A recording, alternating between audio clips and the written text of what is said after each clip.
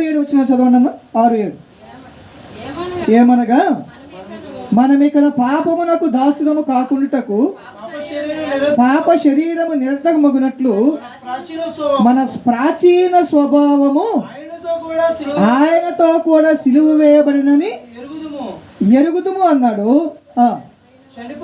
చనిపోయిన వాడు పాప విముక్తుడు అన్నాడు. ఇక్కడ ప్రాచీన స్వభావం అంటే ఇక్కడ ఏమని రాశాడు? ప్రాచీన పురుషుడు అన్నాడు. ప్రాచీన పురుషుడు ఏమయ్యాడు? క్రీస్తుతో కూడా సిలువ వేయబడ్డాడు, క్రీస్తుతో కూడా చనిపోయాడు. చనిపోయిన వాడిని ఏమన్నాడు? పాప విముక్తుడు అన్నాడు. ప్రభు నాకేమైనా జ్ఞాపకం చేశాడంటే ఉదయం, ఇప్పుడు చాలా మంది ప్రభు బల దగ్గరికి వచ్చి కూడా ఏం మాట్లాడుతుంది లేదు సార్? ఏం మాట్లాడతారంటే చాలా మంది ఏం మాట్లాడతారంటే అబద్ధమే మాట్లాడతారు.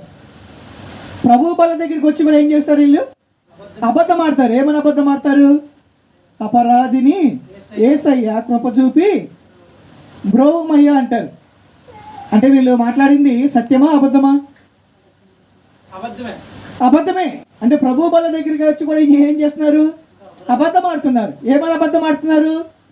అపరాధిని యేసయ్య కృప చూపి బ్రోవమయ్య. అపరాధిని అన్నారంటే అర్థం ఏంటి? అపరాధిని అన్నారంటే అర్థం ఏంటి? అర్థం ఏంటంటే క్రీస్తు మరణాన్ని అనుభవించలేదు. క్రీస్తు మరణాన్ని అనుభవించలేదంటే అర్థం ఏంటి? క్రీస్తుతో నేను చనిపోలేదు. నేను చనిపోలేదంటే అర్థం ఏంటి? నేను పాప విముక్తుడను కాను. ఇది సత్యమా అబద్ధమా? అబద్ధమే. ఇప్పుడు ప్రభు బల దగ్గర కూడా వచ్చి చాలా మంది ఏం చేస్తున్నారు? అబద్ధం ఆడుతున్నారు. ఎవరైతే ఇంకా నేను పాపములోనే ఉన్నాను, పాప విషయమై చనిపోలేదు, క్రీస్తుతో చనిపోలేదు, క్రీస్తుతో సిలువ వేయబడలేదు అనే వాళ్ళందరూ ప్రభు బల దగ్గరకు వచ్చి ఏం చేస్తున్నారు? అబద్ధం ఆడుతున్నారు. ఏమని అబద్ధం ఆడుతున్నారు తెలుసా? క్రీస్తు మరణించలేదు అనే అబద్ధాన్ని వారు ఆడుతున్నారు. అవునా కదా? నేను క్రీస్తుతో కూడా సిలువ వేయబడలేదంటే అర్థం ఏంటి? అసలు క్రీస్తు చనిపోలేదనే కదా. క్రీస్తు చనిపోలేదా? ఆయన శరీరధారిగా వచ్చాడా లేదా? వచ్చాడు. మరణాన్ని అనుభవించాడా లేదా? అనుభవించాడు.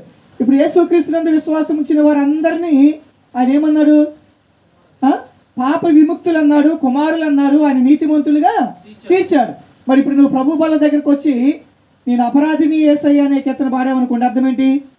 ఆయన మరణాన్ని మనం ప్రచురిస్తున్న వారము కాము. కొరింథీయులకు రాసిన మొదటి పత్రిక 11లో అన్నాడు, ఆయన మరణమును ప్రచురము